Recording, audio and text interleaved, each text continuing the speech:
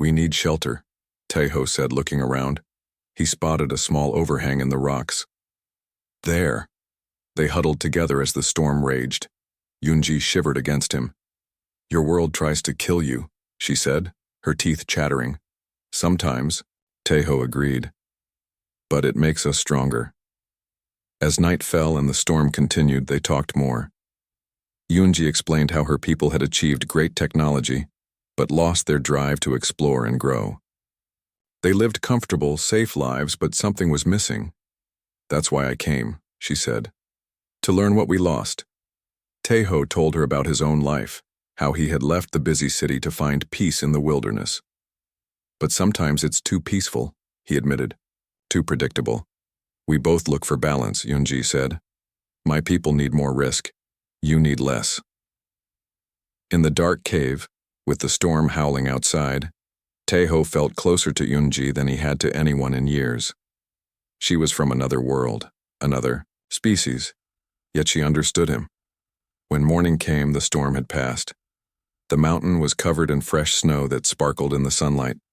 The lookout tower was visible now, just a mile away on the peak.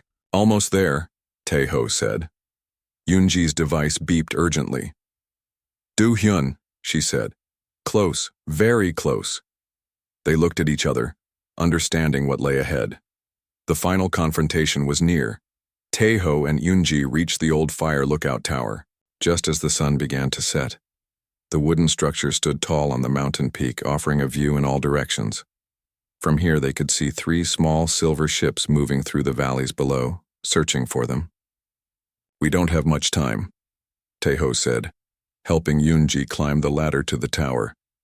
Inside, Yoonji quickly set up her communication device.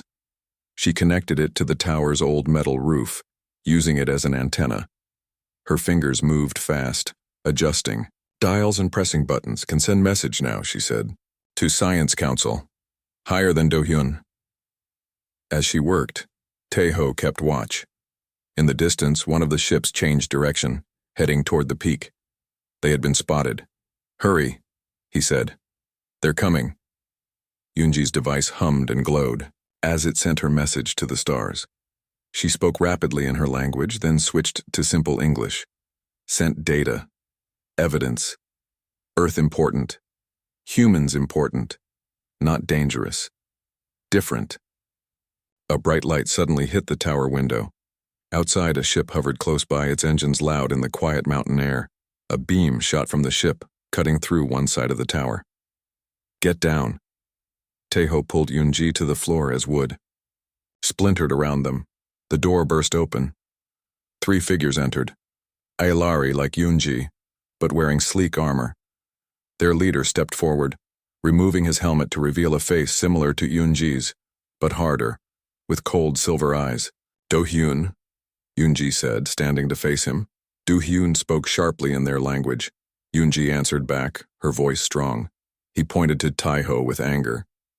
He wants to know why I helped you, Yoonji explained to Taeho. Why I betrayed our laws. Taeho stood beside her. Tell him I found you, I saved you. I didn't know who you were, but it didn't matter. You needed help, Yoonji translated. Do-hyun looked at Taeho with confusion, then spoke again. He doesn't understand, Yoonji said. He says humans only help their own kind. That's not true, Taeho said firmly. Show him what you've learned about us. Yoonji held up her device, showing Do-hyun the data she had collected. Images flashed. Humans helping animals, saving forests, reaching out to strangers. We make mistakes, Taeho said as Yoonji translated. We fight wars. We damage our planet. But we also heal. We learn. We grow. Do-hyun seemed unmoved. He raised his weapon, pointing it at Taeho. Suddenly, Yoonji's device lit up with a new message. A voice spoke in the Ailari language. Do-hyun's eyes widened. He lowered his weapon slowly. The Science Council, Yoonji explained, her voice excited. They received my message. They want to know more. Do-hyun argued with the voice on the device, but his tone had changed from commanding to defensive. The other Ailari looked at each other in confusion. After a long exchange, Yoonji turned to Taeho with a smile. The council overrules Do Hyun. They want my research. They say. She paused, searching for the words. Earth may be valuable. Humans may be in partners. Do Hyun didn't look happy, but he stepped back. The threat was gone, at least for now. What happens next? Taeho asked. I stay, Yoonji said. Study more, with permission now. She took his hand. You help? Show me Earth? Show me humans? Taeho smiled. Yes, there's a lot to show you. In the days that followed, the Aelari ships left, all except one small craft that Yoonji would use for her research. The Science Council agreed to a careful study of Earth, with Yoonji as their first official ambassador and Taeho as her guide. Your world is still dangerous to us, Yoonji told him, as they watched the sunset from his cabin porch. But now we see the danger brings something good, something we need. Taeho nodded. And maybe we can learn from you too. Find a balance. As stars appeared in the night sky, Taeho thought about how he had once sought peace in isolation. Now he was part of something much bigger, a bridge between worlds. And beside him sat Yoonji, an alien who understood him better than any human ever had. It was just the beginning. Limbing in the dark, but the dense trees would hide them from above. He knew a network of caves higher up where they could hide and plan their next move. Behind them, a bright light suddenly lit up the forest. One of the ships had found his cabin. Faster, Taeho whispered, taking Yoonji's hand. They ran through the forest as the first light of dawn touched the trees. The hunt had begun, and the hunters had technology far beyond anything on Earth. But Taeho had something they didn't. He knew every tree, rock, and stream in these mountains. It was his home, and now he was fighting for it, and for Yoonji. Taeho and Yoonji ran through the dense forest as the morning sun began to rise. Behind them, strange lights flashed between the trees. The Aelari search team was getting closer. This way, Taeho whispered, pulling Yoonji behind a large rock as a beam of light swept past them. They had been running for hours, moving higher, into the mountains. Yoonji's device beeped softly. She looked at it and her silver eyes widened. 3 teams, she said in her simple English. Spread out. Taeho nodded. The Aelari were hunting them like professionals. He pointed to a rushing stream nearby. Water hides our scent and footprints. They waded into the cold water, moving upstream for nearly a mile. Taeho helped Yoonji over slippery rocks, impressed by how quickly she adapted to the rough terrain. Her people might be more advanced, but they weren't used to Earth's wild environment. When they left the stream, Taeho led them through a thick patch of thorny bushes. Sorry, he said, as the thorns scratched their skin. But they won't look. Here. By midday, they reached a small cave hidden behind a waterfall. Inside, it was dry and cool. They could rest for a while and make a plan. How did you find this place? Yoonji asked, looking around the cave with wonder. I explore these mountains every day, Taeho explained. Most people stay on the marked trails. I go everywhere else. While they ate some dried food from their packs, Yoonji worked on her communication device. Can talk to my people, she said. Not Do Hyun, others, scientists. Maybe help. Will they listen? Taeho asked. Yoonji looked uncertain. Maybe. I have data. She pointed to her head. Important. After resting, they continued their journey. Taeho's plan was to reach an old fire lookout tower on the highest peak. From there, Yoonji might be able to send a stronger signal to her people. As they climbed higher, the forest thinned. It was more dangerous in the open, but they had no choice. Suddenly, a humming sound filled the air. Taeho pulled Yoonji behind a large boulder just as a small ship flew overhead. That was close, Taeho whispered. The ship circled the area, like a hawk looking for prey. Yoonji took out the weapon she had built from her ship parts. It was small but looked powerful. No, Taeho said, putting his hand on hers. If you shoot, the others will know where we are. She nodded, putting the weapon away. Instead, they waited, barely breathing, until the ship moved to another area. As night fell, they found shelter in a small grove of trees. It was too dangerous to keep moving in the dark. Tai-Ho built a small shelter with branches while Yoon-ji kept watch.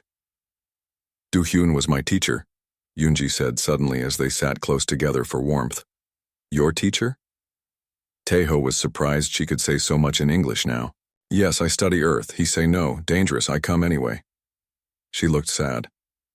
Now he angry, very angry. Why does he want to kill us? Tae-Ho asked. Can he just take you home? I see Earth. I know humans. Big secret. She touched Tae-Ho's hand. You know us now. Bigger secret. Tae-Ho understood. Do-hyun wasn't just enforcing rules. He was erasing evidence.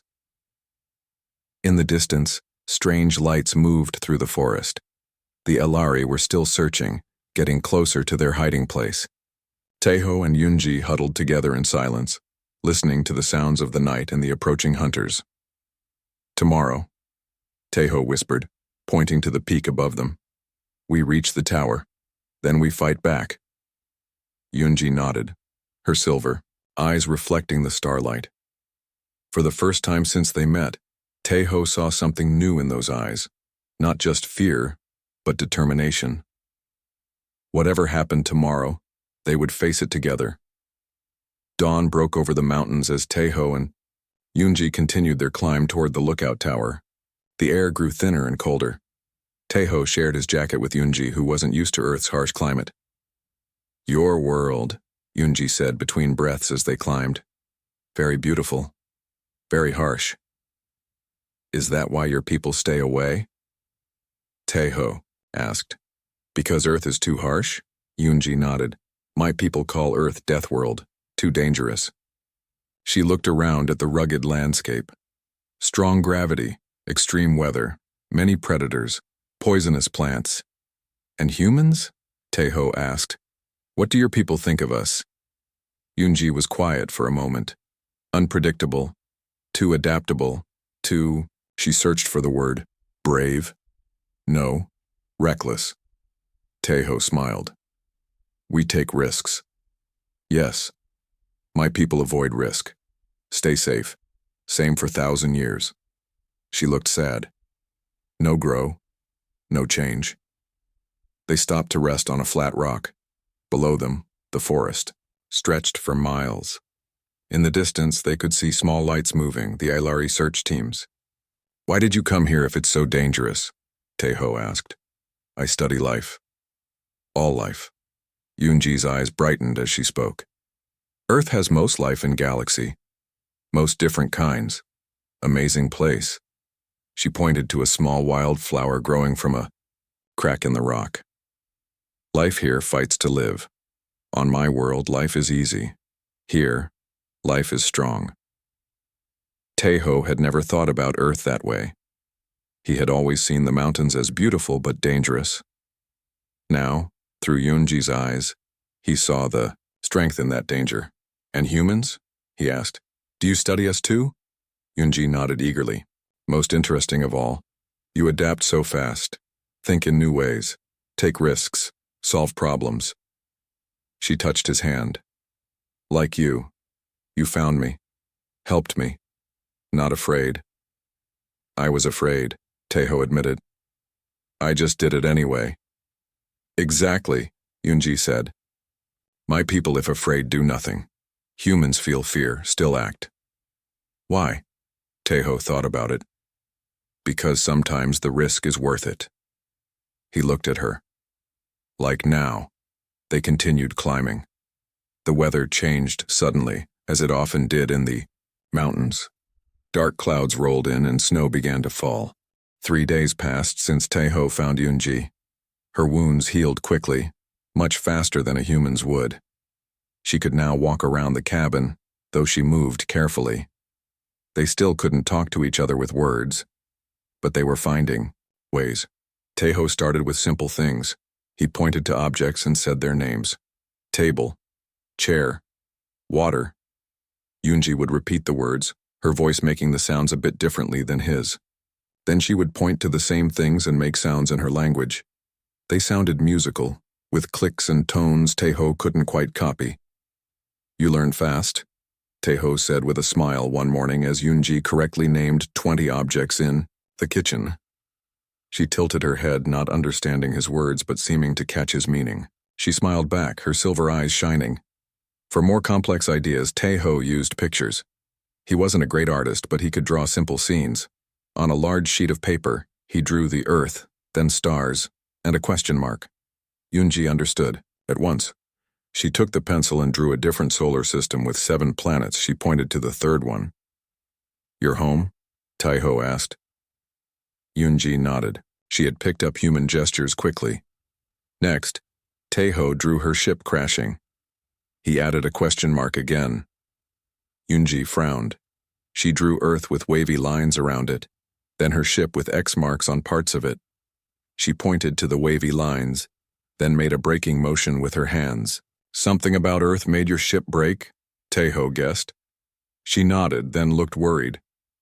She drew several more ships heading toward Earth. She pointed at herself, then shook her head. She pointed at the new ships and made a stern face. "Others are coming for you. And they're not friendly?" Yoonji's eyes widened at his worried tone. She quickly drew figures in the ships, then drew herself hiding. Next, she drew what looked like rules or laws with her breaking them. "You broke rules by coming here?" Taeho asked. "And they're coming to find you?" She nodded sadly. Taeho thought for a moment, then laid a hand gently on her arm. "I'll help you," he said, hoping she understood. Over the next few days, they created a simple picture language. Yoonji told her story through drawings. She was a scientist who studied other worlds. Her people, the Alari, knew about Earth but stayed away. They called it a death world, a place too dangerous to visit. But Yoonji was curious. She came, anyway, against her people's laws. Earth's strong magnetic field had damaged her ship's systems, causing the crash. Now she was stranded. Worse, her people would send others to find her. Not to rescue her, but to punish her for breaking their laws. One evening, as they sat by the fire, Yoonji suddenly looked at Taeho with a new expression. She pointed to him, then made a motion, like her heart beating, then pointed outside at the dark forest, the mountains, the night sky. "You want to know why I like it here?" Taeho asked, understanding somehow. "Why I live alone in the woods." She nodded. Taeho sighed. How could he explain? He drew a simple city with many people, then drew himself apart from them. He drew the forest and himself with a smile. "People are complicated," he said, knowing she wouldn't understand the words. "Nature is simpler, more honest." Yoonji studied his face. Then she did something surprising. She took his hand and placed it against her chest where her heart beat. It was faster than a human heart. Then she placed her hand on his chest, feeling his heart. "Same," she said in English. "Same." Taeho felt something shift between them in that moment. They were from different worlds, different species even, but they were both looking for something they couldn't find among their own kind. That night, Taeho couldn't sleep. He kept thinking about the ships Yoonji had drawn, coming to find her. When they came, what would he do? How could he protect her? For the first time in years, his peaceful life in the mountains didn't seem peaceful at all. Outside, the wind picked up, making the trees sway. Taeho watched shadows dance across the ceiling and made a decision. Whatever was coming, they would face it together. A week had passed, and Taeho decided they needed to visit the crash site again. Maybe some parts of Yoonji's ship could be saved. They hiked through the forest together, Yoonji now moving easily despite her still healing wounds. "Here," Taeho said when they reached the clearing. The ship was a burned wreck, but not everything was destroyed. Yoonji moved quickly to the ship. Her silver eyes seemed to glow as she searched through the ruins. She pulled out pieces of strange technology, some damaged, some still working. Taeho helped, though he didn't understand what they were looking for. "This good?" Yunji said in her simple English. She held up a small silver device. When she pressed it, it projected a holographic map of the area. A small red dot blinked where they stood. Your location? Taeho asked. She nodded, then pointed to the sky with a worried look. Others come. Find this. Then we should destroy it, Taeho suggested, making a braking motion. Yunji shook her head. Need this. She made a motion like she was fixing something. They spent hours salvaging what they could from the ship. Taeho watched in amazement as Yunji connected different parts together. Her fingers moved with incredible speed and skill. By sunset, she had built a small communication device and what looked like a weapon. As they walked back to the cabin, Yunji suddenly stopped. She raised her device and stared at it with fear in her eyes. What is it? Taeho asked. They come, she whispered, pointing to the sky. Soon.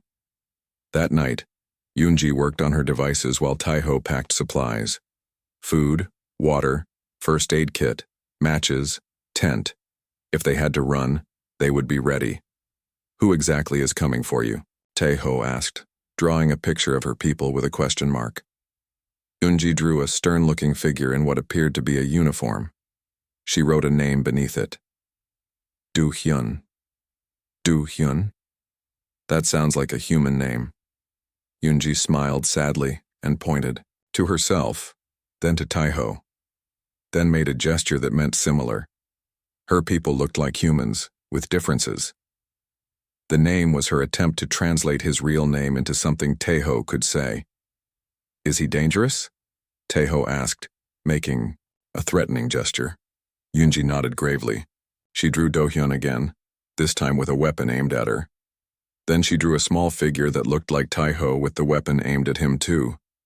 He wants to kill us both? Taeho felt cold. Why? Yunji drew her people's homeworld. Then, Earth with a big X between them. No contact, she said in English. Big rule. She pointed to herself. Break rule. Then she pointed to Taeho. See me, know me, danger. Taeho understood. Her people didn't want contact with Earth. Yunji broke that rule. Now any human who knew about the Ilari was a threat to their secrecy. They slept uneasily that night. Before dawn, Yunji's device began beeping. She jumped from the couch where she slept and grabbed it. They hear, she said, her voice tight with fear. 3 ships. Through the window, Taeho saw 3 points of light descending from the sky, heading toward the crash site. They had maybe an hour before the Ilari found the cabin. We need to go, Taeho said, grabbing their packs. I know these mountains, they don't. As they left the cabin, Yunji looked back at it sadly. For a week it had been her safe place. Now they were running again. Taeho led them up a steep trail that few people knew about. It was hard see.